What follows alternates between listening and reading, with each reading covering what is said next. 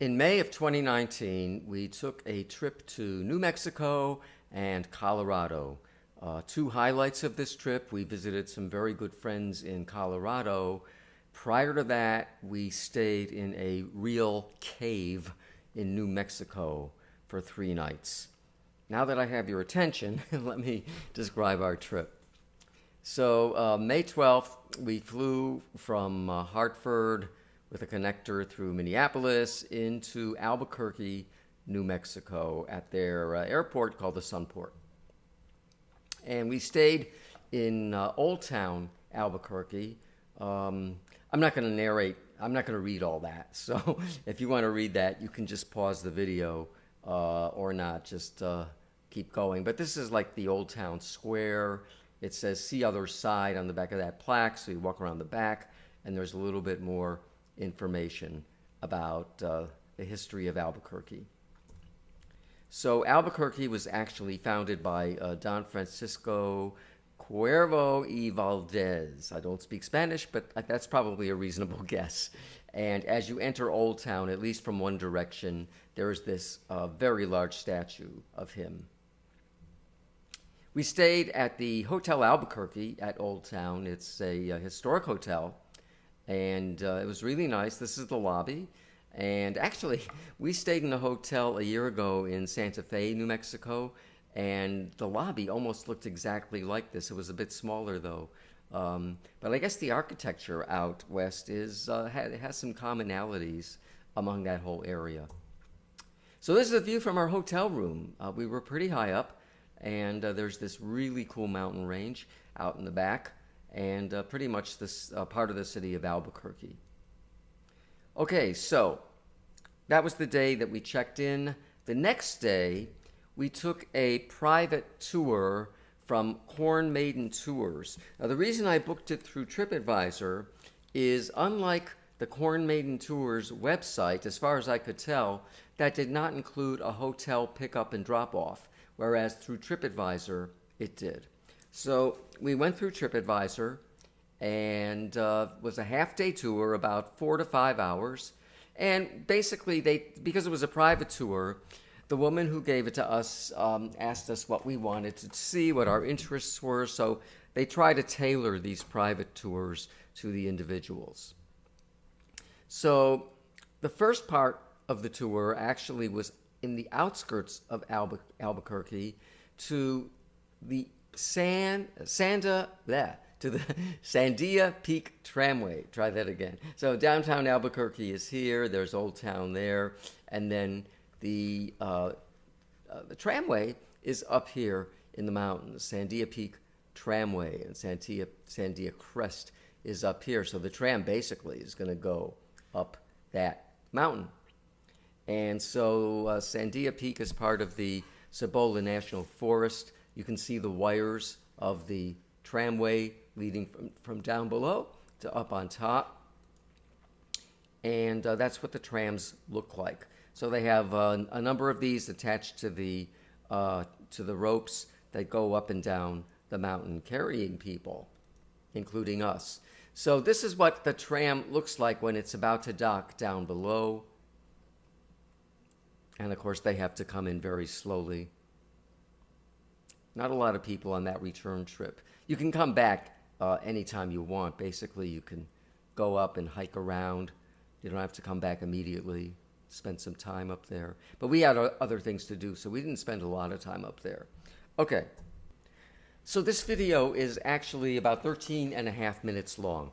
So if you don't want to watch the whole thing, just use the scrub bar at the bottom of the movie viewer to scrub ahead. But what you're about to see is the entire trip from the bottom all the way up to the top. And you'll hear a person narrating in the background. He's the guy that's operating the tram. We're going to work our way up to 10,378. That's just under 4,000 feet in elevation change and 2.7 miles of cable travel from bottom to top. We do start off real slow. We're going to work our way up to an also very slow 13.5 miles per hour for a very safe top speed. How many first timers got on board today? First timer. All right, welcome guys. Also, definitely one of the unique things out here in the show. I'm glad to have you guys on my cabin. Now, what we're going over here is known as the Upper Sonoran Desert Valley. Here we have small trees such as yucca, pinon, and juniper. For brush, we have sage, Apache plume, and bear grass. We do have some cacti as well, choy cactus, hedgehog cactus, and prickly pear. Now we're going to remain in the small vegetation until 7,500 feet up the west face of the San Diaz. We do have a trail that starts in the corner of the parking lot just in front of that bus right there. It works its way up and around. We're going to go over it here in just a few moments. Here it is right here, guys. Now, 1964, they brought big work troops up this little tiny path full of equipment to build the first tower ahead. They did finish the construction of Tower 1 in 1964 at 232 feet tall. That there was New Mexico's tallest man-made object. Not too impressive, but cool nonetheless. All right, guys, it's going to be a slight dip and a bit of a swing when we cross this tower. This tower is going to put us at about 7,010 feet now.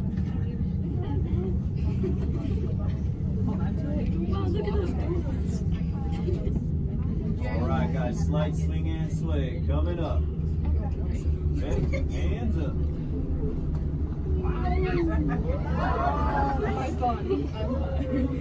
We barely made it over. I'm gonna need more noise on the next one. All right, guys, couple cool rock formations. Check out after the tower. Opposite side of myself, we have a large boulder perched on a pile of rocks. Kind of resembles a golf ball, being ready to be teed off into Albuquerque. Used our 100% creativity and named it Golf Ball Rock. Looks pretty small from here, almost twice the size of cabin you folks are in right now. Give you an idea of how the perception is slightly deceived from the distance of the tram car. Now, take a look behind me. We have another formation top of this hill in the shape of a cannon. Naturally, we call it cannon rock. Much smaller than golf ball, probably fit right on inside of this cabin here. We do have what we named fish rock coming up in the right-hand corner there. Tall, flat-faced rock, the line going through the center. It does resemble a fish, also resembles a Lay's potato chip. Been here about 5 years, guys. I'm still waiting for that rock to fall over.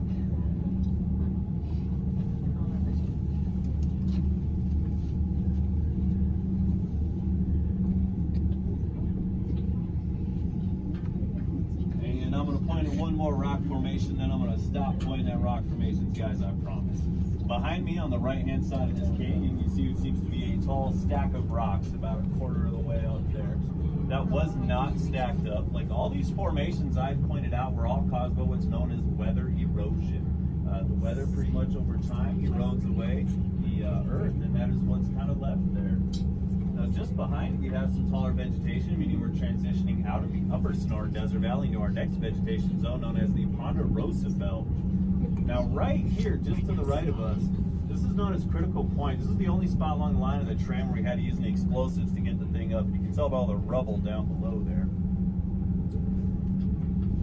Now in this Ponderosa Belt, we do have quite a bit of dead Ponderosa in the area. Sandia Mountains is subject to what's known as the bark beetle.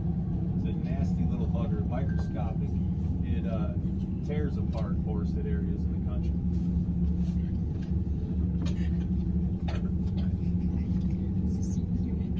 Now, leading up to the second tower on top of the ridge ahead, we no longer have any roads or trails leading up to the top of that ridge.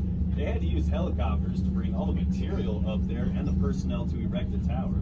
They did something similar with Upper Terminal Line to help lay all this cable. Took a total of 5,000 helicopter trips. They did this in just 2 years, finishing the tram in 1966 with our first flight on May 7th of that year. Now, coming up to the tower, this tower is much shorter than the one below. The one below is 232 feet tall. This tower only stands at 80 feet tall. Both these towers are drilled over 35 feet into the granite rock below for stability and set at an 18-degree angle towards the city of Albuquerque to help ease the transition over.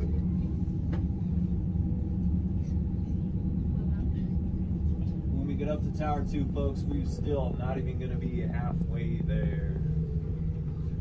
Going to be another slight dip and a bit of a swing across this tower as well.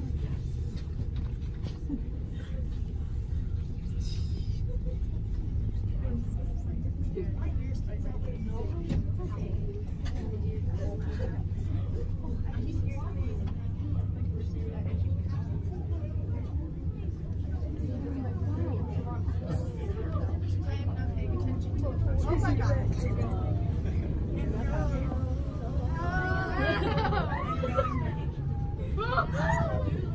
right, Tower 2 brings us into the first of 3 beautiful canyons. This is the biggest. Naturally, we called it Big Canyon. If we look ahead of us, we notice our sister cabin approaching. Folks, when that cabin passes, that will mark our halfway point to the top. It's a great opportunity for pictures and funny faces. Now, us and our sister cabin there are both connected in the same center hall cable. The center cable of the 3 that you see above us. The system is known as a double reversible jig-back tramway, meaning there's only 2 tram cars, both of them go forward and reverse, and have to operate at the same time as one another. Just as we had to slow down to safely cross that tower, those guys are going to do the same. The deepest part of this canyon, we're just about 1,000 feet off the ground.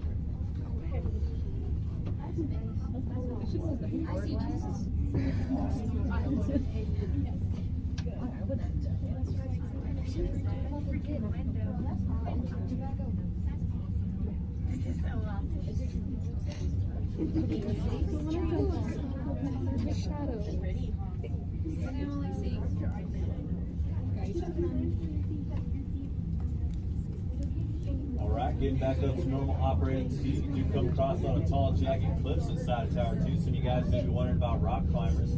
I still have yet to see anybody really scaling these cliff sides. I've been here quite a long time. I do see quite a bit of bouldering. Now that's from the bottom just up a little bit. I do know it is illegal to drill your own pick points into this granite rock, meaning if people come out here, it does have to be attempted either freehand or by being tied off. Probably why I haven't seen much. Leaving Big Canyon, we're now going to be entering Echo Canyon, the middle of the 3. Echo Canyon is interesting. It has the only year-long spring-fed stream from top all the way to bottom in the entire Sandia mountain range. It looks fairly small and unimpressive from up here. I was hiking around there about 6 days ago, and there was a very plentiful amount of water in that canyon, though. It does attract quite a bit of wildlife. It does get those trees down there to grow about 150 feet tall. And for hikers with the proper equipment, it is a great source of hydration to come upon. Just to name a few of the wildlife home to Sandia, we do have black bear, mule deer, mountain lions, bobcats, ringtail cats, red and gray fox, chupacabras, wild turkeys, about 200 different species of small songbird. You see a fair share of peregrine falcons, red-tailed hawks, and golden eagles. And in the last 2 weeks, I have seen a plentiful amount of the birds of prey. So keep your eyes open on the mountain today.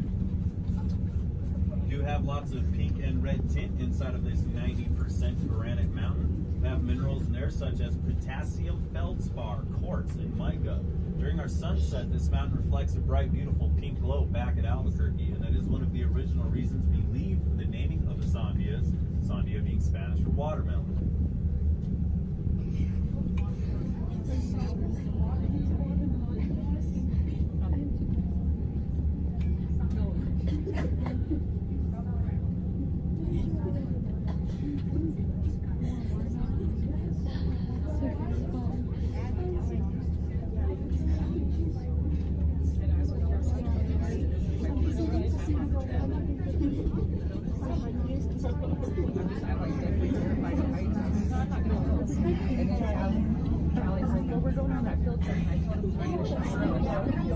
All right, this is the 3rd and final canyon we embarked over on our way to the top. This one here is named Domingo Baca Canyon, given its name after a gentleman, Domingo Baca, had given a generous land grant to the state of New Mexico in the mid-1900s. There's something interesting to see here, guys. It's a bit hard to get the eye on, though.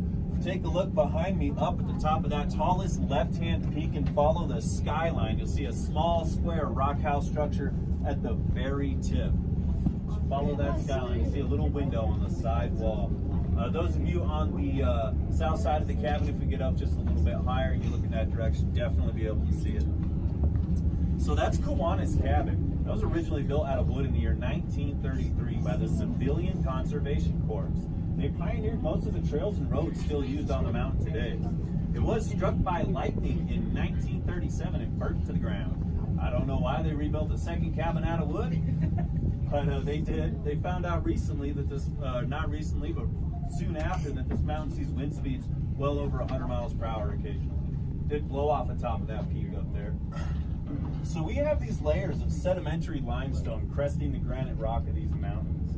That up there is all ancient seabed from what's known as the ancient Pennsylvanian Sea. They've used that sedimentary limestone to build the last cabin, been standing ever since. So, in that sedimentary limestone up there, now that the snow and ice has melted, people hiking around on the trails and nature trails will start to find all kinds of fossils of coral and seashell. It's really interesting to see what people point out. This is a national forest, guys. So just please respect those rules. Now, right around here, we're just about in the final vegetation zone. This mountain is not tall enough to have a tree line. Got vegetation the entire way up. Past the 10,000 foot mark here is known as the Hudsonian. Lots of thick conifers, spruce firs, and timber pines. Lots of dead scrub oak filling in the middle. That'll come back and look beautiful. Just a few veins of aspen up here as well that like to grace us with their presence throughout the year.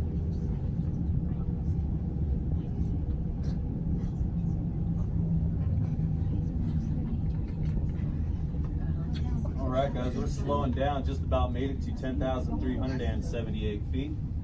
For those of you chaperoning, if you guys need to get your groups together, Trish is the lady in charge of the building up there. She'll be able to help you folks organize whatever you guys need to come back down. Trips are every 15 to 25 minutes. They do make announcements over a PA system for every flight. And if you guys are anywhere on the red decking up there, you'll be able to hear those announcements just fine. In the building, we do have a few small exhibits on the floral fauna and geological features, the water fountain, vending machine, restrooms. And if you want to check out the ski area, it's just on the opposite side of the building there.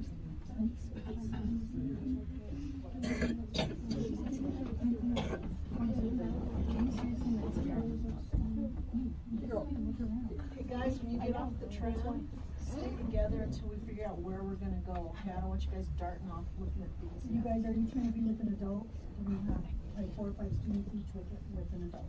So you guys need to get your age before we take off. We're gonna do things there. I didn't know.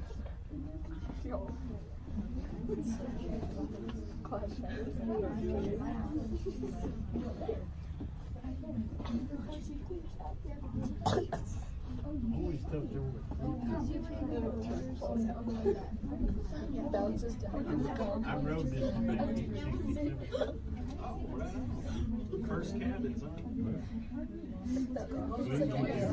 Oh yeah, they were metal boxes, no windows. They just had open areas. I believe. Stick your hand right out. All right, guys. Maybe a few slight bumps as we dock into the valley. Please do not panic unless I panic. I'm going to be letting you off of this tram car opposite side of myself out of the south side doors there.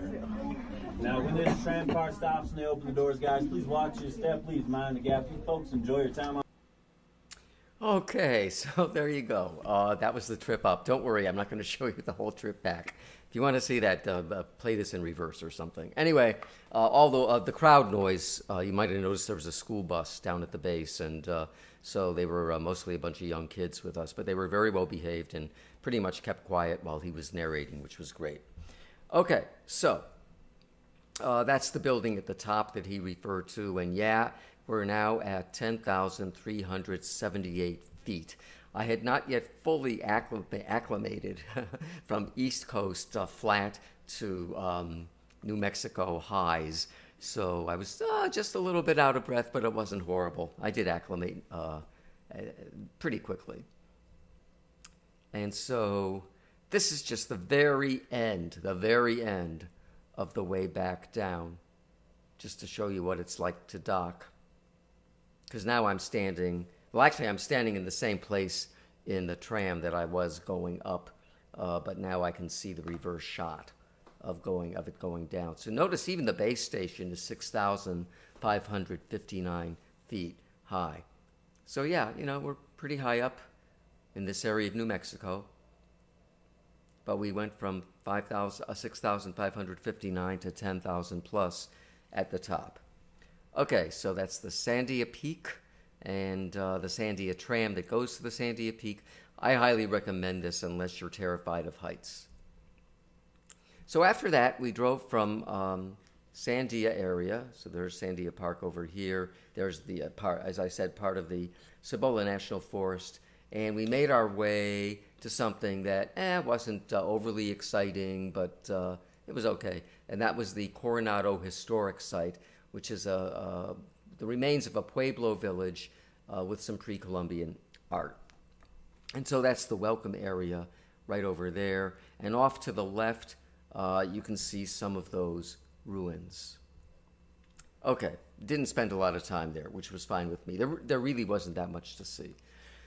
Okay, so then we made our way back to Albuquerque. And I got into a discussion with our private tour guide that I was a huge Breaking Bad fan. My wife never saw an episode, so we decided not to do the Breaking Bad tour. So she insisted that she show me something that we would have seen on that tour, and that something is right down there. Now, she made a huge error, which I didn't pick up on initially. How I didn't, I don't know. I just felt something was wrong with what she was telling me. But she said, we are going to stop at the Walter White House. I'm not going to spend a lot of time because many of you have not seen Breaking Bad. But there was an interesting shot outside that house where the Walter White character, he's the big drug guy, by the way, and gets into an argument with his wife and storms out of the house. He tried to be nice, brought her a pizza. She didn't want it. She wanted to get rid of him. So he just gets mad and throws the pizza box up into the air. Unplanned was the fact that the pizza went out of the box and the pizza itself ended up right side up, fortunately, I guess, on the roof of the house. They decided to keep that in, which is so cool that they did. So he said, okay, so we're going to stop at the Walter White House. And what I found out sometime later was, okay, I knew something was off. And what was off, it wasn't the Walter White House.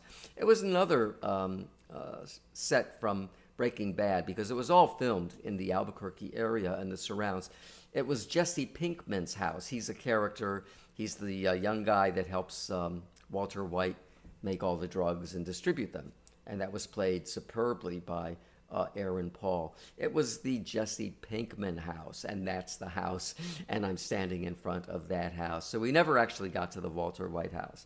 Next time I'm in Albuquerque, I will make sure I do the Breaking Bad tour.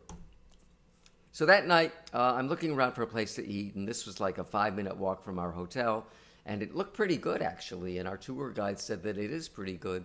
So we went to the High Noon Restaurant and Saloon. And their margaritas are incredible. What made them especially incredible was the fact that they put some spice in the salt on the rim of the glass. And it wasn't super spicy. My wife was actually able to drink it, and she's susceptible to spices. So I thought it was perfect. And so that really was quite a bonus. I'd never seen that done before. I've only seen salt on the rim of the glass. And the food there, by the way, was great. Okay, so the next day, May 14th, we're checking out of the Hotel Albuquerque at this point, and we had time to kill, so we went to the Albuquerque Biopark, which is actually kind of like right there in the middle of the city, and there's two parts to it. There's a zoo, and there is the Botanic Gardens. So I've seen enough zoos, and so we decided to just go to the the Botanic Gardens. So that's one of the ponds with a waterfall inside the gardens. And they had a lot of cactus there, obviously. They had a lot of everything. I'm a huge cactus fan. And inside the building where it's nice and warm, they had all kinds of cactus, like this one, for example. So after that, we drove to our next stop. It was an overnight stop, and that was from Albuquerque, so there's Albuquerque down there, up to the Hyatt Regency Tamaya Resort and Spa.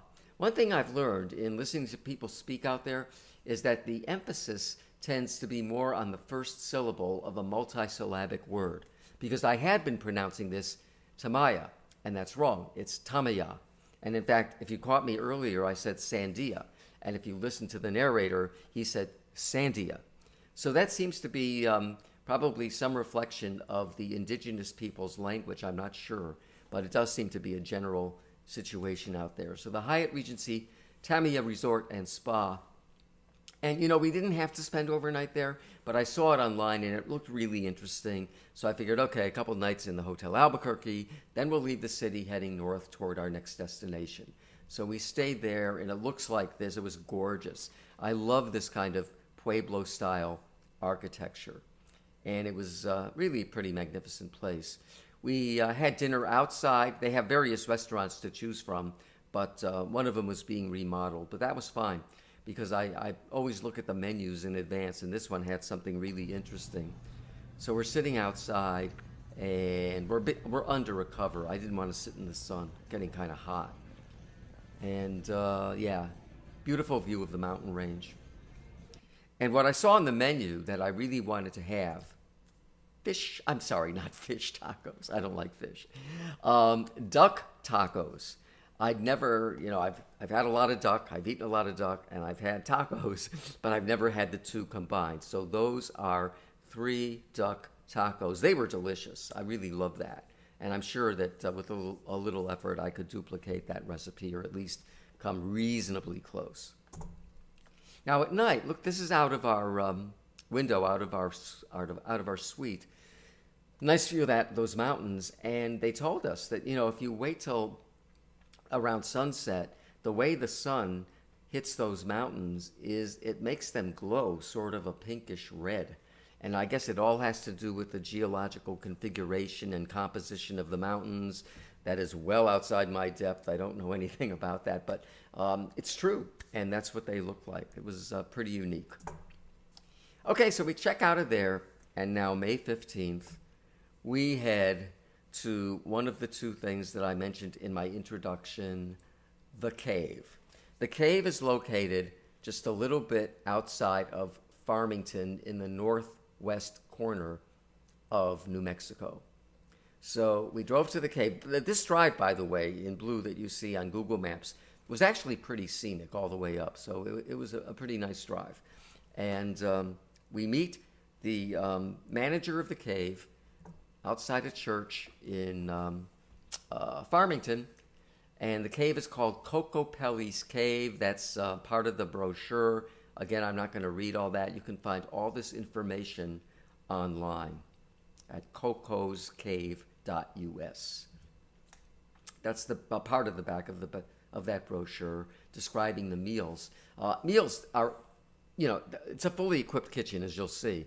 But if you want, he has arranged for a fancy French chef caterer from Farmington to prepare meals. And then he, the manager, gets them in various containers from the chef, and he brings them up with us when he shows us the way to the cave and describes the cave to us. So we decided that we would just get 1 night's worth of meals, meaning 2 entrees and some sides and stuff, and figured that, okay, well, that'll definitely last us for 2 nights. There was so much food there. We ended up very sadly throwing stuff out because we had no way to take it with us. It required refrigeration and so on and so forth. But it was all delicious. So the caterer is called Come to the Feast.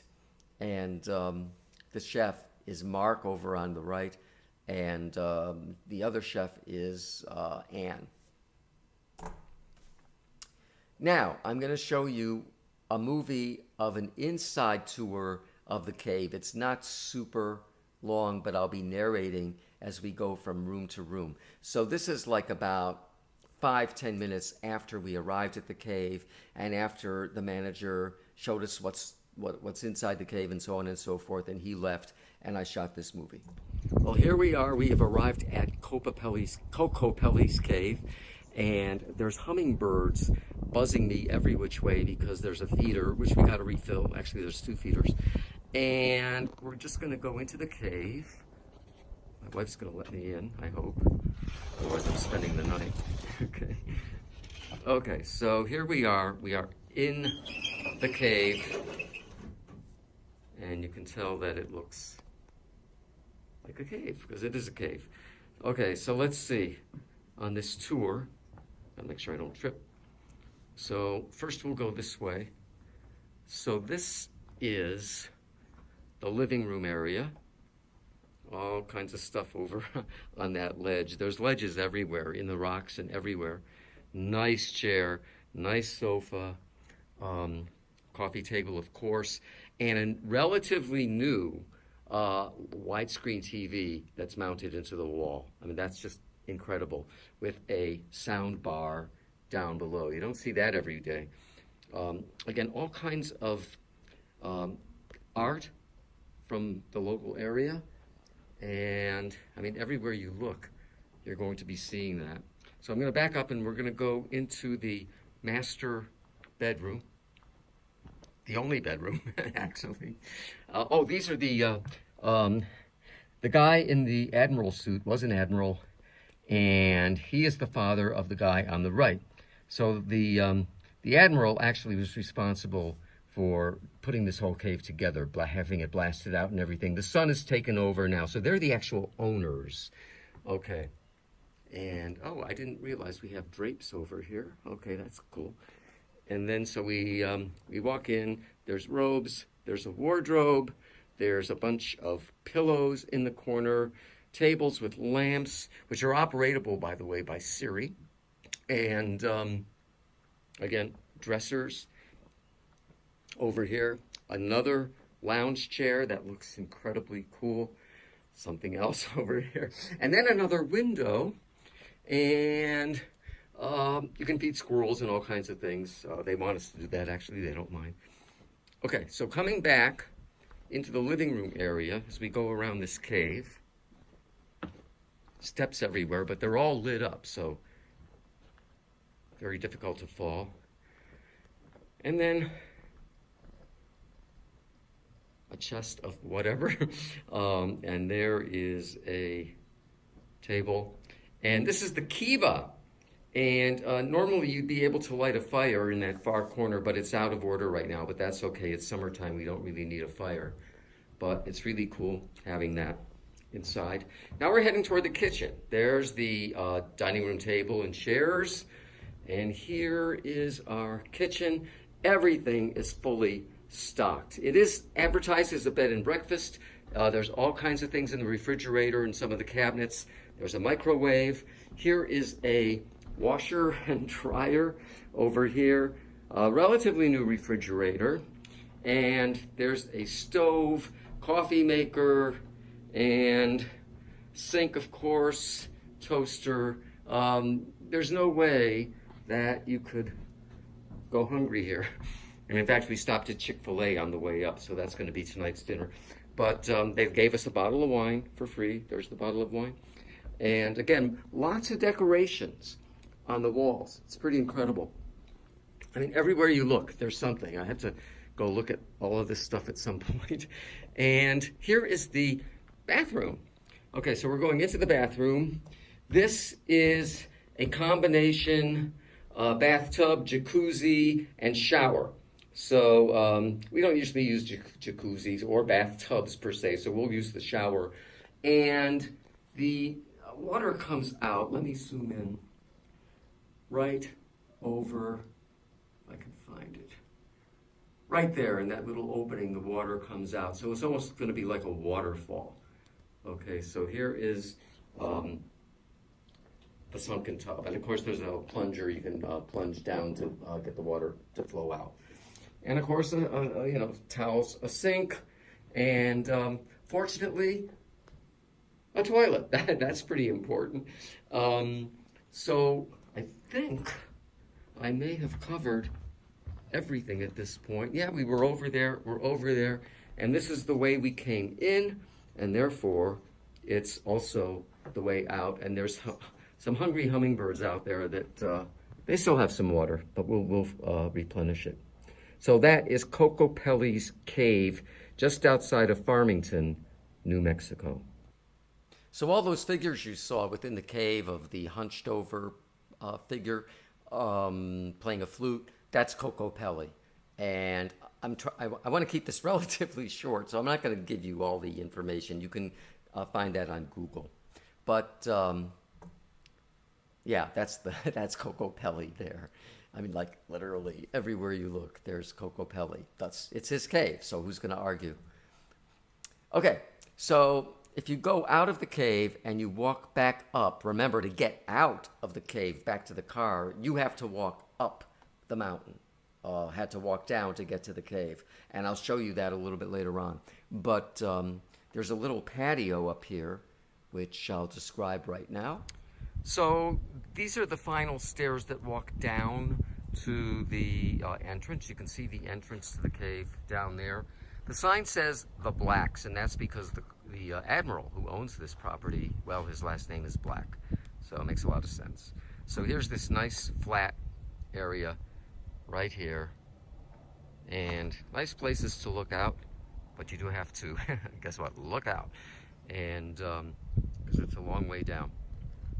And there's a table and chairs, so people will eat up here. We're going to do that tonight, and then I'm going to walk to the edge of this, being extremely careful. Fortunately, there's no stairs here, it's just flat. And so looking down, you can see the entrance to the actual cave, and then the path that we took to get down here, because to get out we got to walk up. If you just follow, you can see the railing, and there's some steps there that have been carved out, made it a little bit easier.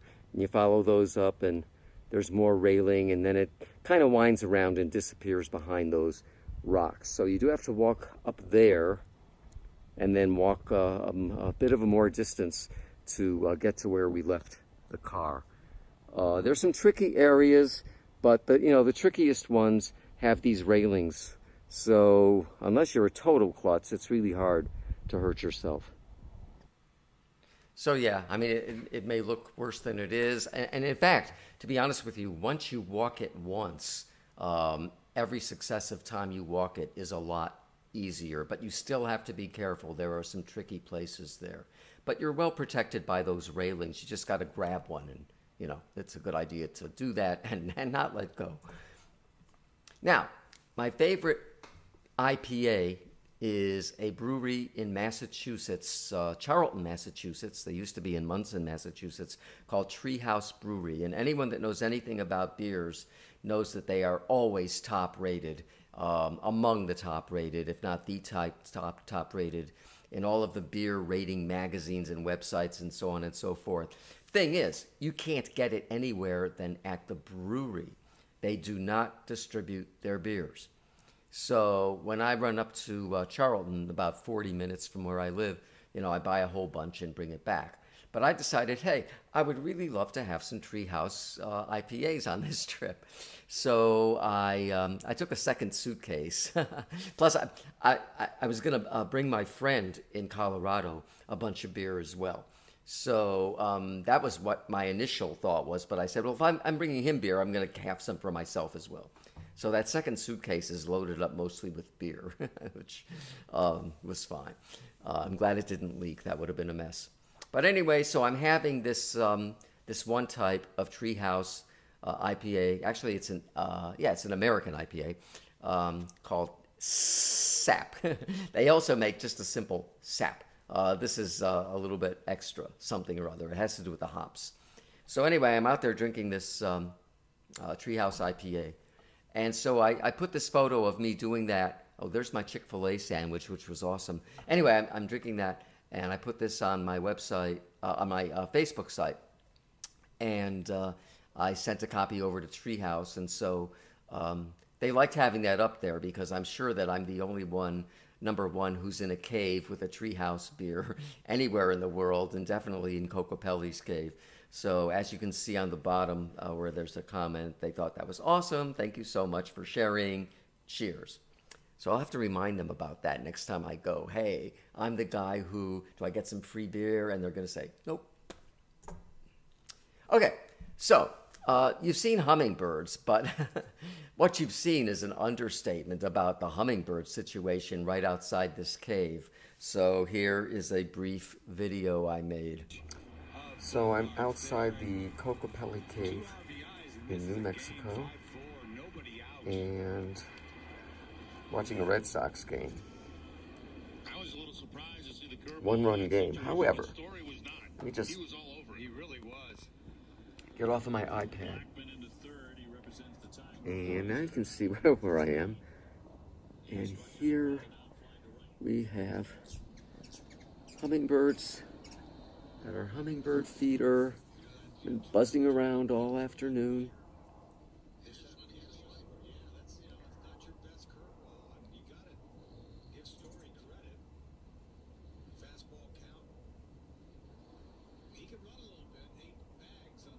are just flying in from all directions. It's another feeder up there. And this one's right here, right outside our door. There we go. So it gets to be insane with hummingbirds. I mean, there's more birds than the feeder can feed at once because they have to stick their beaks inside each of these little holes to get the nectar. And I made up the nectar. He told us what to do, like one part sugar, 3 parts water. And you know, if you like hummingbirds, this is the place to go because you'll have your fair share. They're not afraid of people.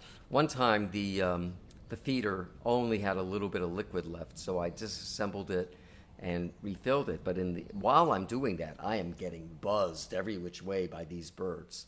I'm not afraid of birds. I've spent 44 years of my professional career studying bird behavior, so it was fine. But they show no fear. And we also had a squirrel that was way overweight because it's overfed. And chipmunks, I think there were a total of 3 chipmunks. Here we'll just see one of them. This one guy usually is the first to come up. That's cat food. There's containers of cat food and bird seed that we put out for the chipmunks and the squirrels. And I mean, I'm sitting right there. He's not afraid of me. Not too much, at least. If I move around too much, he'll dive back down, but then he'll come right back up. Okay, so that was our first night. So the next day, May 16th, I wake up, I sleep on my back, and I open my eyes and I see that. And I said, whoa, where am I? Then I realized, oh, I'm in a cave. Because, yeah, that's the roof of the cave. It's when you first wake up, for some reason, there's a little bit of an illusion. It looks like that's lowering itself down to you, which you would not want to have happen. I mean, this cave was blown out of the side of a mountain. So these aren't like artificial walls or anything. This is the cave. So, yeah. But you get used to it pretty quickly. Plus, it's really cool. So that day, we wanted a few things from our car up in the locked garage. I'll show you that in a minute. So we have to hike back up. And I'm just standing at the edge of a very steep drop-off with no protection there at all. So this is not where you want to have somebody filming you and they say, okay, go back just a little bit more. No, you want to do that. And so, because there's nothing there to hold you in. Anyway, it was kind of cool. And so there's the garage where we have our car locked up. That garage was not always there, but some years ago, one of the people that were staying at the cave did have some vandalism. It's not an easy way to get up there, by the way. It's a dirt road, very bumpy. But nevertheless, somebody did. And so they immediately put up this locked garage. They're very responsive to making sure everybody is happy, everybody who's staying there. And we had a rental car, of course. And I love their license plate in New Mexico. Chili, capital of the world. And I happen to like chili. And they have 2 types of chili, green chili peppers and red chili peppers. And if you go and you order a chili dish of any kind, typically it will be red or green, sometimes both, or you can choose one or the other. It depends on the restaurant. And I've had both. They are both excellent. So there's a close-up of the garage. And so, yes, there is a padlock there. And it operates with a code. So he told us the code. And then there's another door at the opposite end. You drive in to the garage from the other side carefully and stop before you come out here. And you just close both doors. They both lock. Okay, here is a video I shot of the way back down. I was not about to do this on our very first trip down there. I was carrying a backpack and everything. And although I had seen a YouTube video that somebody else shot of this path, you know, I really wanted to make sure I was comfortable with it before holding a camera, my iPhone actually, in one hand and trying to not fall while I'm doing it. So anyway, be aware this is about 7 minutes, 43 seconds long. If you don't want to watch the whole thing, just scrub ahead. But here we go. Are at the top of where we parked the car over in that garage. And we're gonna walk back down. We had to get something from our luggage. So I don't know if I can do the whole journey because I need to grab onto things, but we'll see how far we get. See, it's kind of narrow here. And I'm gonna have to switch hands to grab that rail.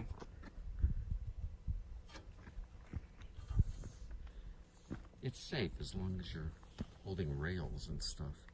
We're heading over there. Cough.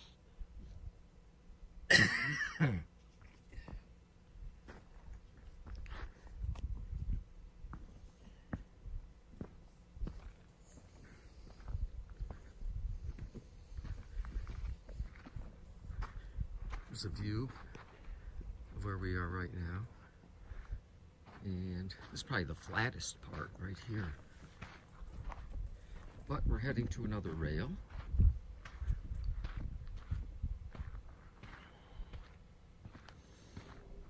I was going to use my Steadicam rod for this, but I think that would be much more complicated and less safe. Okay, so we're going to go down there right now, and then over there. So, just changing hands, grabbing other rails. I don't really feel like falling. And so now, I go down here, see here's the rail I'm holding. I'm gonna go down here, like that. And oh, there's another flat spot. Forgot. See a lizard? No, I'm doing this. Right here. Yeah, but that means I have to come back up. It'll. Come back up and see. the Okay, my wife says I gotta see a lizard. Let's see what lizard we're talking lizard. Right about. in there. Where's it? See him? See him back in there? Oh yeah. Okay. Oh, that's a sizable lizard. There he is right there. There you go. Got a bonus. Thank you You're welcome. for showing us the lizard. Hey, wildlife. Yes, wildlife. We have tons of hummingbirds, a squirrel that's obese, and a chipmunk. And now there's a lizard. And we saw footprints from a large animal up by the garage. I can only hope it's a mountain lion. Okay, so we're gonna go, here's where we're heading, right down there. So all the rails here, and there's a bird. Like this. Okay, heading down. I'm not looking through my camera. That would be crazy right now. So hopefully it's relatively good. Heading down, here we go. Down there. This isn't too difficult here because the rocks are forming steps and everything.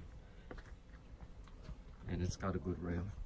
Well, they also use concrete. And they use concrete.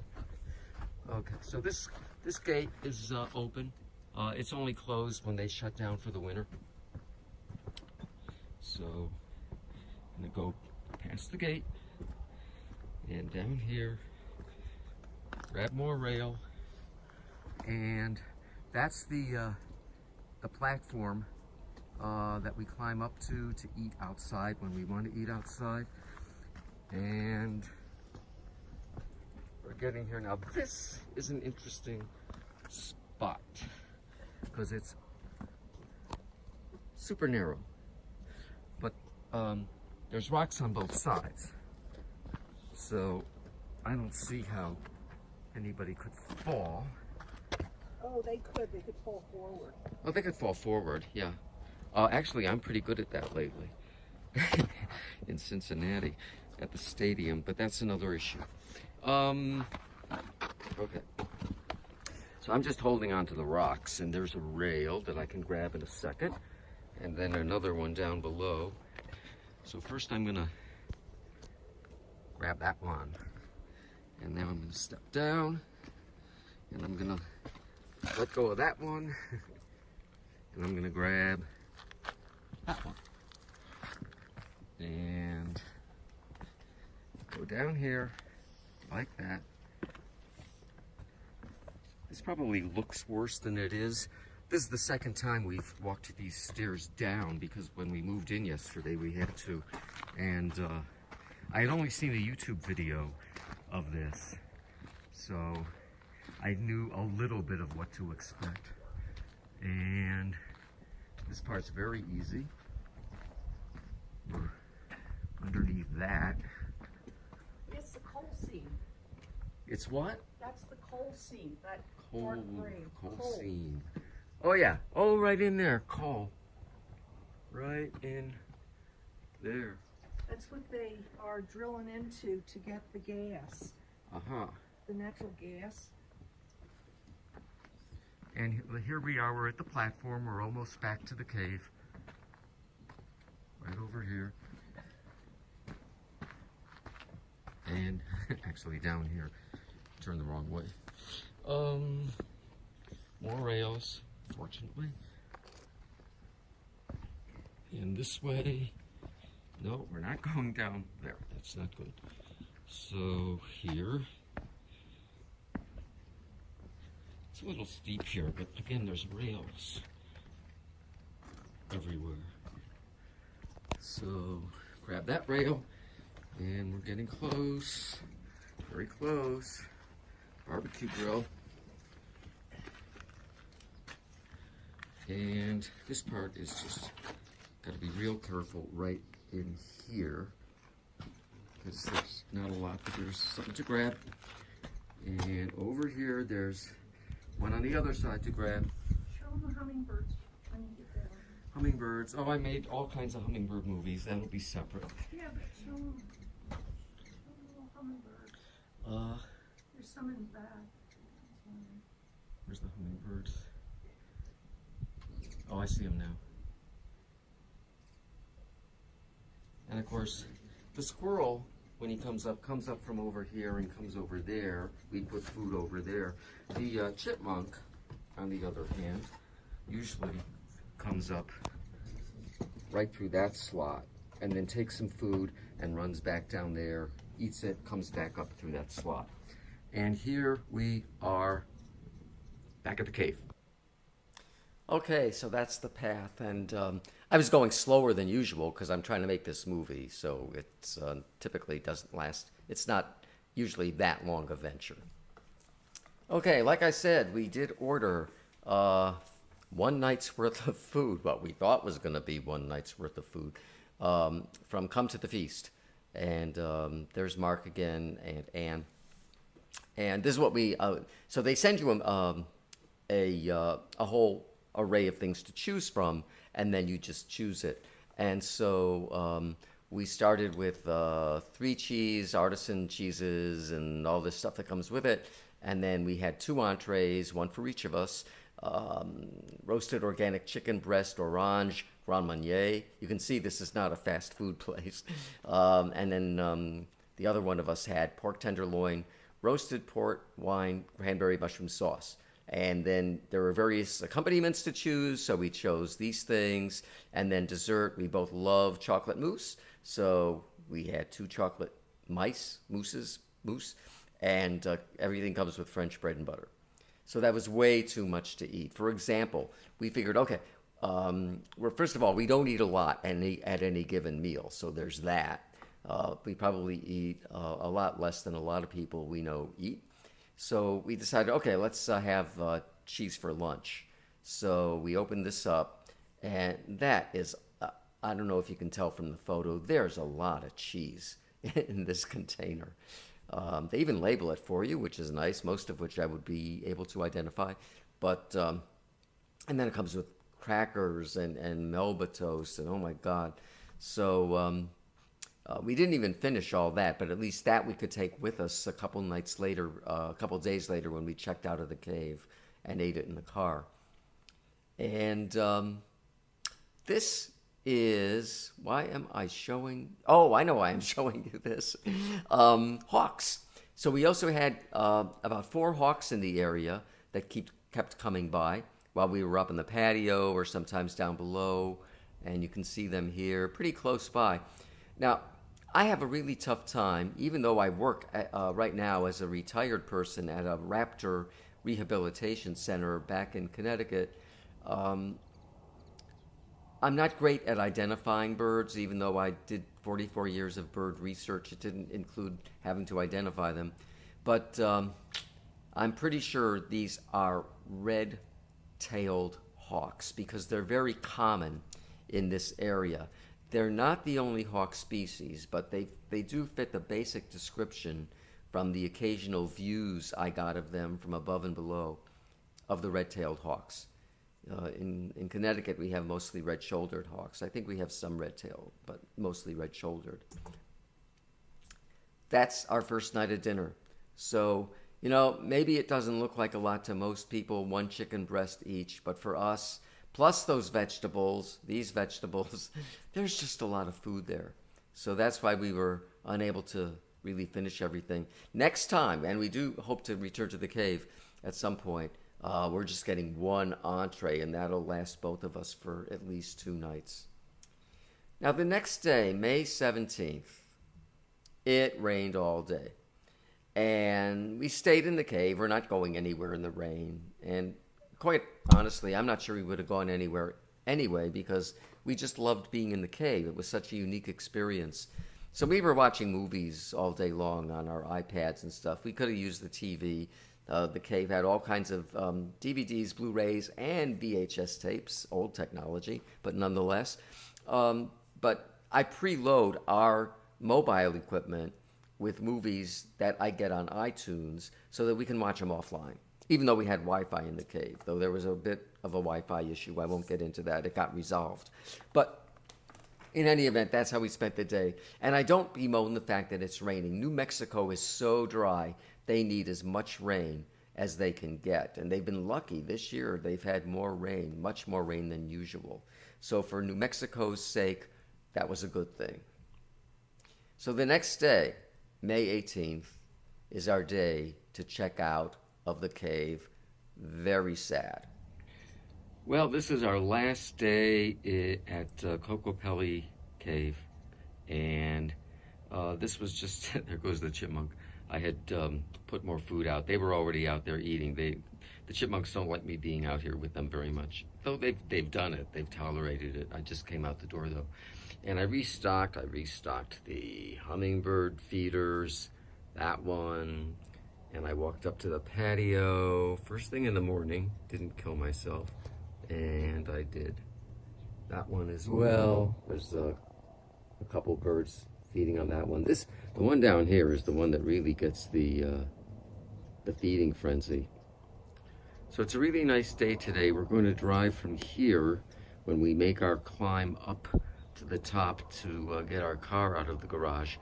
We're going to go from here to the Aztec Monument, which has been highly recommended. It's only about a half hour away as we gradually drive for tonight's stop in Alamosa, Colorado. Just sort of a stopover to break up the trip before we head on to see our friends in Colorado Springs. So I highly, highly, highly recommend Kokopelli's Cave. It's a once-in-a-lifetime experience, and for us, hopefully more than once. We're talking about coming back. Okay, so a tradition is that you find a rock somewhere that might look like an egg. It's actually a rock. Look for a rock somewhere outside the cave or down below or wherever, and you can write whatever you want on it and leave it anywhere inside the cave where it won't cause somebody grief or to trip or something like that. Not, like I said, there's ledges everywhere and holes in the wall as well. People have rocks everywhere inside this cave. So my wife did all this. She decorated it with colors. She's good at that. I can't do that. And did this writing, and we stuck it. There was a little hole right back there, so part of it goes in there, and the rest of it is out here. But you can see people have shoved things in almost every possible crevice. People left origami. It's really interesting. Walking around the inside of the cave and reading some of this stuff is really, really cool, especially on a rainy day. So here's what we did. We checked out of the cave. There's the cave. Farmington is down here. And we drove about a half hour up to the Aztec Ruins National Monument up there. And this was extremely highly recommended by that private tour guide down in Albuquerque. I didn't really know it was there, but she said, if we're in this area, that is a must-see. So I said, perfect, because if we go directly to our next stop in Alamosa, we'd get there probably too early to check into the hotel. So we did that, and it is a National Park Service run place, Aztec Ruins National Monument. And as of 1987 at least, has been declared a World Heritage Site. So it turned out to be actually pretty cool. Now, after a 15-minute orientation movie, which of course is optional, inside the building, you can then walk around this concrete path and look at these various Aztec monuments and go into some of them, including this one. However, this is what's called the Great Kiva, K-I-V-A. You remember I showed you a kiva inside of the cave. This is, of course, the outdoor variety, quite large. This is the only item at the site that has been rebuilt. I'm not sure exactly why the initial one was destroyed, but it was. There are some remnants of it here and there, but this was actually rebuilt. So everything else is as it was. This is, by the way, inside that rebuilt Great Kiva, just to show how the ceilings were constructed. And they tried to do everything exactly the way the original Kiva had it. So that's based on all kinds of historical documents and so on and so forth. So now we're out of the Great Kiva and we're walking around, and right in front of us there's another Kiva. There's Kivas everywhere. And again, this is all from the Aztecs. That's looking down inside that outdoor Kiva.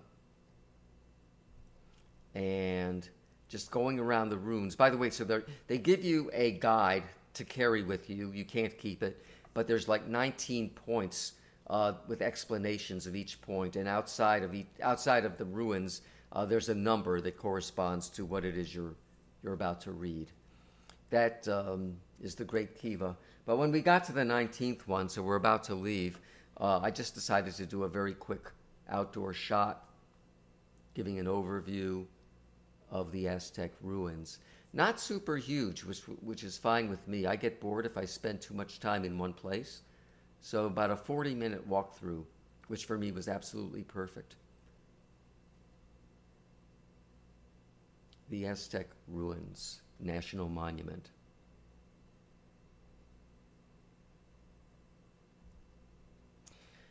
Okay, so same day, we're just continuing our trip from the Aztec Ruins National Monument along this route. There's alternate routes to choose from, but along this route up to our Fairfield Inn and Suites in Alamosa, Colorado. Not a lot to choose from, just the usual chain hotels and inns in Alamosa. But you pretty much know what you're going to get, so it's okay, it's fine. And it was actually quite nice.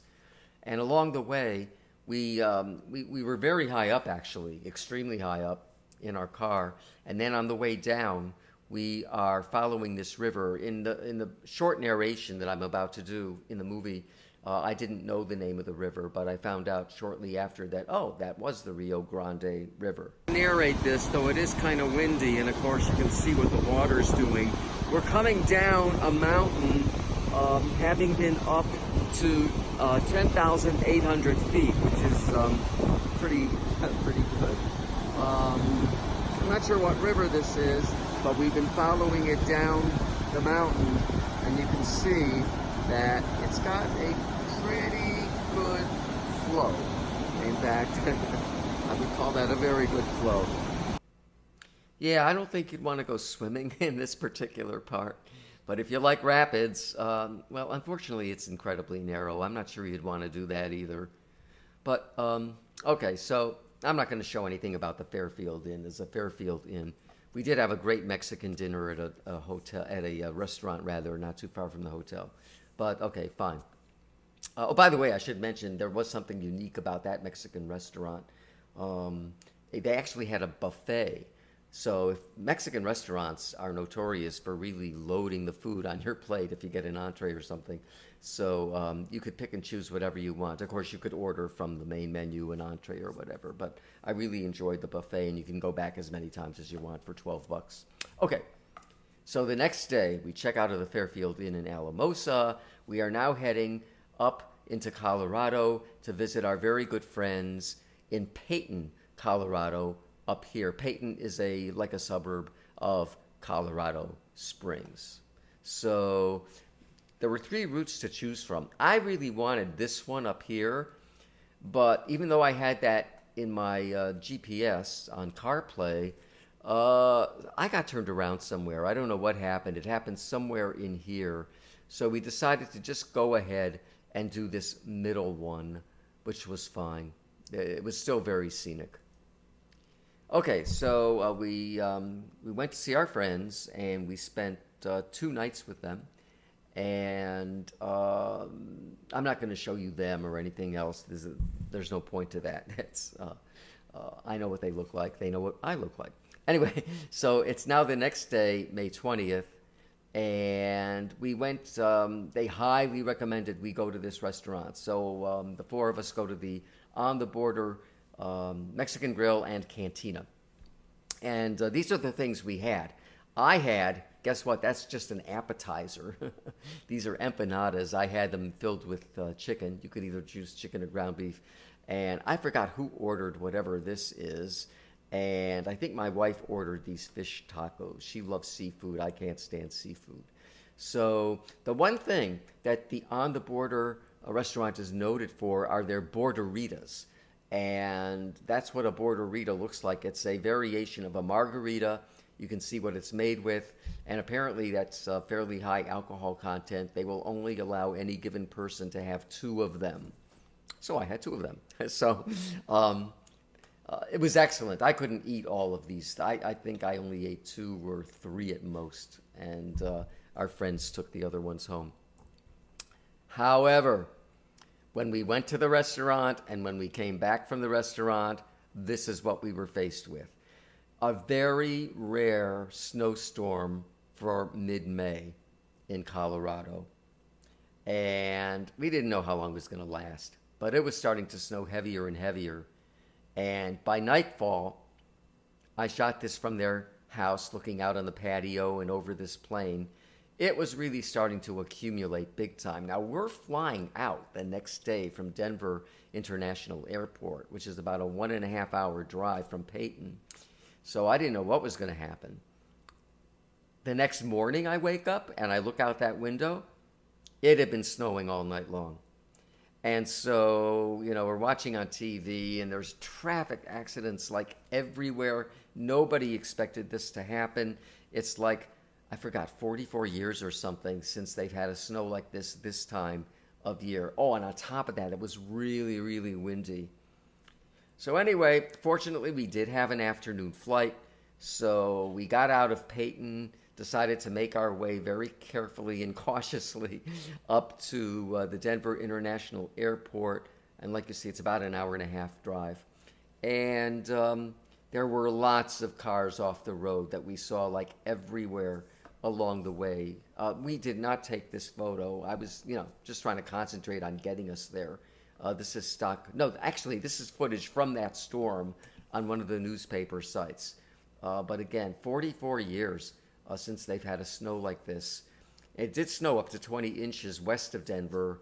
I would say that where we were, it could have been 6 to 8, but it could have been a little bit more than that. But in any event, it was not a welcome event. But we made it to the airport fine. That's the Denver International Airport. They're known for this architectural wonder, as some people call it. I'm like, what the heck is that? I guess it's like mountains. I don't know, whatever. But anyway, that's the roof. And we flew back on Delta from Denver all the way up to Minneapolis. By the way, the Minneapolis-St. Paul International Airport, I think, is awesome. One of the nicest airports I've been to. There's like restaurants everywhere on the concourses. Not so much the case in Denver, it turns out. But if you ever have a stopover and you have Minneapolis St. Paul as a choice, do it. It's a really great stopover place. And it turned out a very tight connection, like about 15 minutes to get from one concourse to the other in Minneapolis to catch our second plane to Bradley International Airport in Hartford.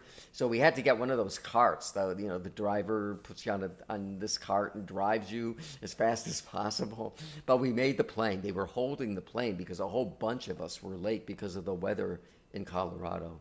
So all was well, and we made it back to Bradley fine, and drove from Bradley a 30-minute drive to our home in Tolland, Connecticut.